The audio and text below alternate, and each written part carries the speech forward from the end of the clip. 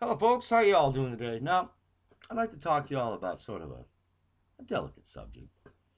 The basic idea is that in your life there are two ways you can view things. You can say, "These people have done this to me," or you can say, "I have allowed this to happen to myself." Okay? Are we all together? You can either say, "They are to blame," or you can say, "I am to blame." Now, this is the difference. While you will remain pure and blameless, sweet little lamb, good little angel, if they've just done you wrong innocently, nothing you could have done about it, poor little victim, you will also remain a baby, a useless weakling who can do nothing about being victimized because you have no control over it. If, on the other hand, you take the other route and you simply say, "Okay, all right, how did I get to this situation that this was possible for these people to do this to me? What must I do now to ensure that this does not happen again? And why did they do this? Therefore, I can know what they will be thinking and how to counter that." You see, in one, you're a poor little baby that has no control over anything. And in the other, you're a full grown man who has embraced his own responsibility for his life and who now is analyzing the world around him to see how his enemies have taken advantage of him and what he can do to negate their advantage over him and strengthen his defenses against their further aggressions, you see. In prison, they would say, you can either cry like a girl or you can get a pencil and go in that room and stab that man full of holes. It's kind of crude, but it is the same idea. You can either accept that these people beat you down, you had nothing, or you can go back in there and you can get yours.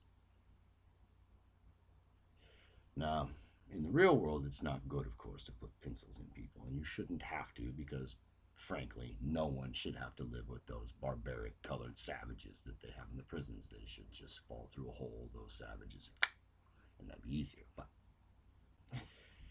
here in real life, the reason that us right wing people, everybody right of center, you know, is in this situation, this PC, multi-cult, terrible, leftist, almost communist situation, is because, well, actually, frankly, it is communism. It just hasn't fully revealed itself to us. It's sort of like those Sith on Star Wars, how they hide behind Palpatine, you know? Same idea. At any rate, we sit here and we say, well, you know, Obama's a Muslim and he did it. Congress cheated me. The courts cheated me. Oh, they wrote a bad law, lobbying. Oh, they bribed my. But you notice what nobody says? Nobody ever says anything like, why don't we use, in the western states at least of the United States, the plebiscite, recall, and referendum powers to force legislative change? Now, of course, you say, but the federal government would just slap that down. Make them be open tyrants. Force them. Take responsibility for your own situation and make them take responsibility for putting you down. Don't just stay laid down because they might slap you back down later. That's not how men behave. That's now you say, well, there's other things too. I mean, you know, it's you know, uh, you're here because you allow the cucks and the commies, the Republicans and Democrats, if you're in America, or the Tories and Labor, or, you know, and their money um, enablers, their money paymasters, to bend you over and rape you. You're here because you allow that. That's reality. I know it's sad and it's sick, and a lot of you just don't want to hear this. You want to say, oh, you're so mean. You just say these terrible things to hurt me. Be quiet, you weakling. You need to either toughen up or die off. That's reality. That's the truth. Okay? Now, toughen up. That would mean that you need to quit letting them get you.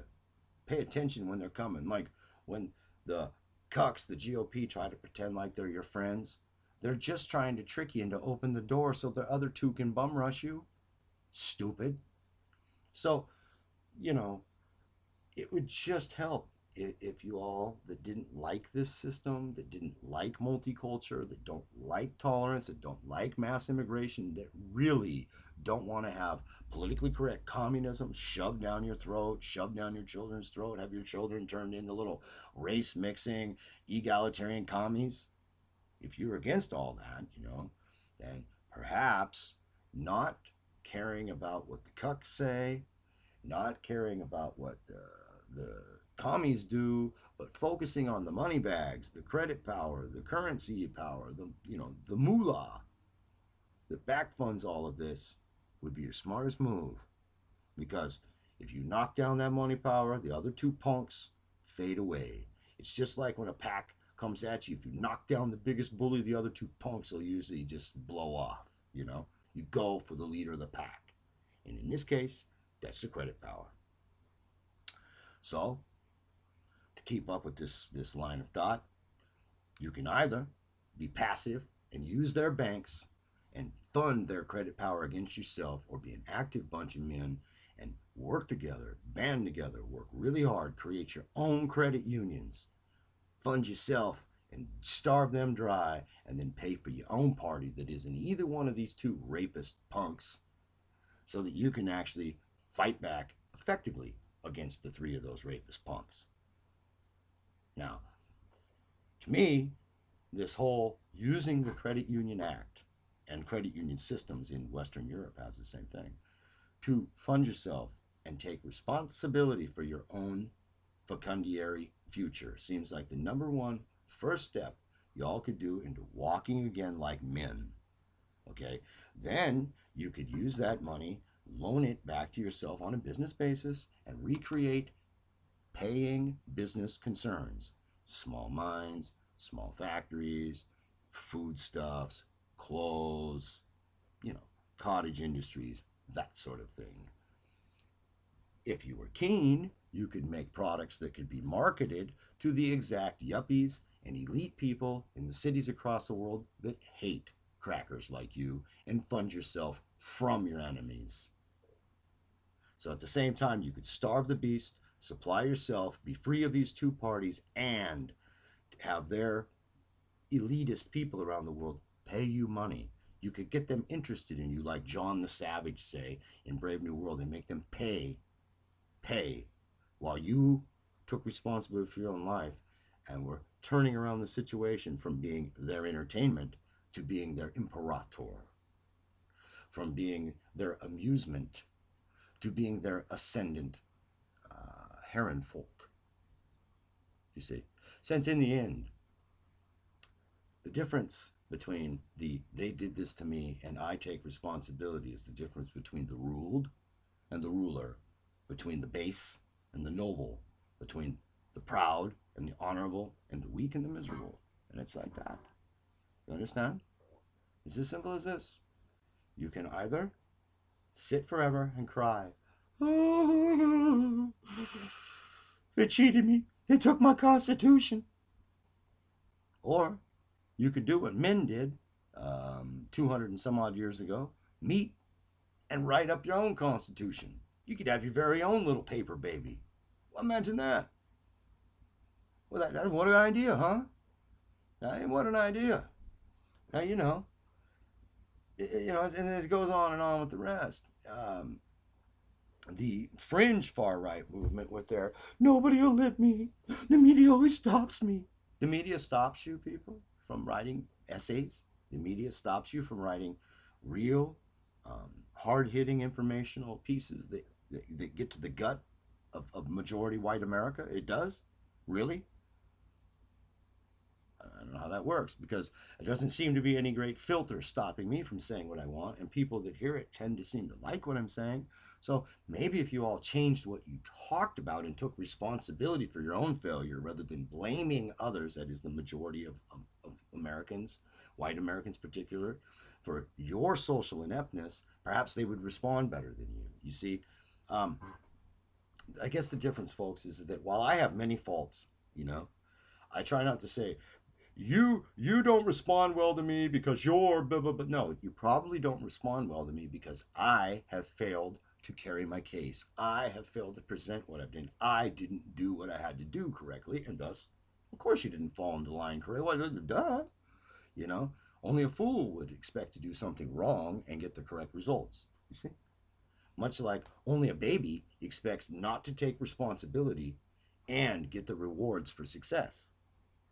Okay, so I guess it comes down to, folks, you can sit around for the rest of your life and cry about who's doing you dirty and how, or you can, you can work. And don't get me wrong, at some point in my future, I'm sure I'll have a turnaround. There's every chance I'll lose the place I'm living very soon. Then I'll be sitting with this thing in a tent somewhere. I probably won't be as happy for a while, but I'll still just try to remind myself it's time to take responsibility for yourself, organize, see what you can do, and try to build your way up from here. That's what you do, folks. With that, folks, all y'all, take responsibility for yourself and do what you can do. And from there, let God take care of the rest of it for you. He'll help you if you let him. Y'all say I'm a crazy fanatic. Whatever. At least I sleep well at night. At least I can say to myself, I'm doing what I think is right, and I may not be pure or good. But at least I understand the concept of contrition and repentance, and I'm trying to help others avoid the mistakes that I made for a very long time.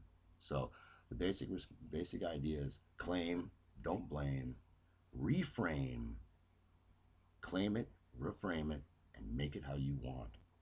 Don't blame, don't whine. Be a man.